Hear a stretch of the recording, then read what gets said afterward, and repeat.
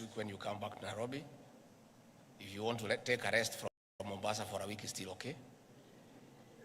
And you engage the CS and the PS and the experts at the National Treasury on what you think we can do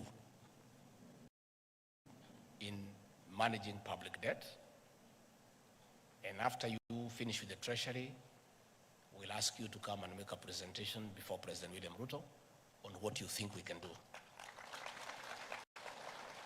Many people are not truthful. Myself, I'm a truthful person. And you know,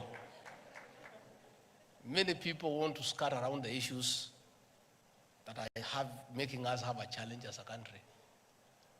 The truth of the matter, and you people know it. Our challenge is nothing else but public debt, which is unmanageable. This debt, we did not make it ourselves. If you remember, on the 13th of September 2022, when I took oath of office as Deputy President, and I was given an opportunity to say something before I invited the President, I told the people of Kenya, on day one, not now, because I'm a truthful person, of the economy we have inherited. And I told the people of Kenya that we found empty coffers. I told the people of Kenya we have found a 9.6 trillion public debt. I told the people of Kenya we have found pending bills of 900 billion. I told the people of Kenya we have found a demoralized public service. I told the people of Kenya we were almost facing an economic shutdown. Today everybody is talking about it. That time people shouted at me, oh, this guy is very cheeky. Why is he talking before foreigners about our challenges? But I needed to tell Kenyans from day one. Had I not told Kenyans today, they would be blaming us. I told Kenyans the kind of economy we inherited. Many people are uncomfortable us talking about it. But the truth must be said. That is the space we are in. And I welcome wholeheartedly that you have volunteered to help us with ideas of what we can do to manage our public debt. And what we agreed under the leadership of President William Ruto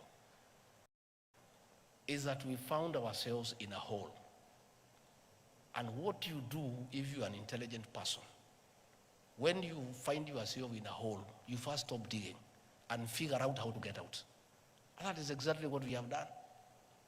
Tightening revenue collection, sealing leakages, making sure that every cent is collected to pay public debt. All those people who are criticizing President William Ruto, they need to be honest. Are they telling the president and the government not to honor the debts that we found? These are debts for the Republic of Kenya. Although they were not committed by the present administration, they were debts committed by the government of the Republic of Kenya then.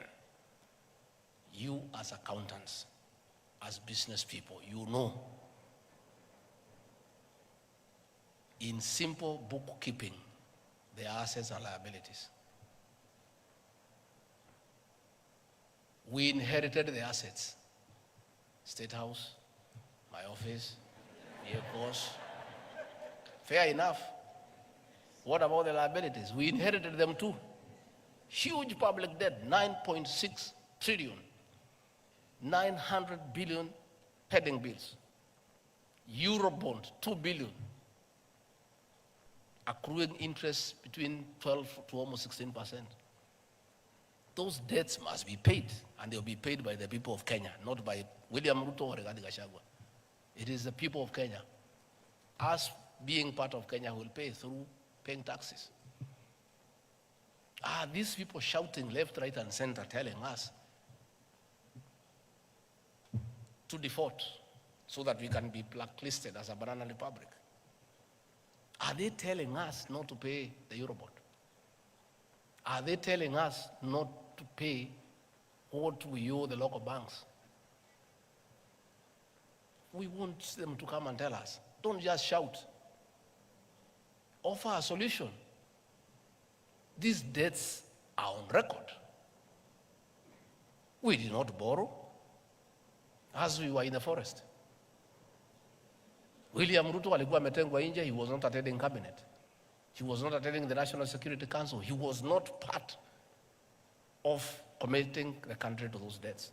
But he is the president of the Republic of Kenya. He inherited those debts. He has to figure out how they have to be paid. And we are inviting you, good people, to help us with ideas of what we do, how we can go about it, how do we avoid them in future. Through continuous engagement, through bilateral and multilateral diplomacy, the president has traveled around the country, the world, engaging multilateral leaders, the IMF, the World Bank, key partners, the United States, the People's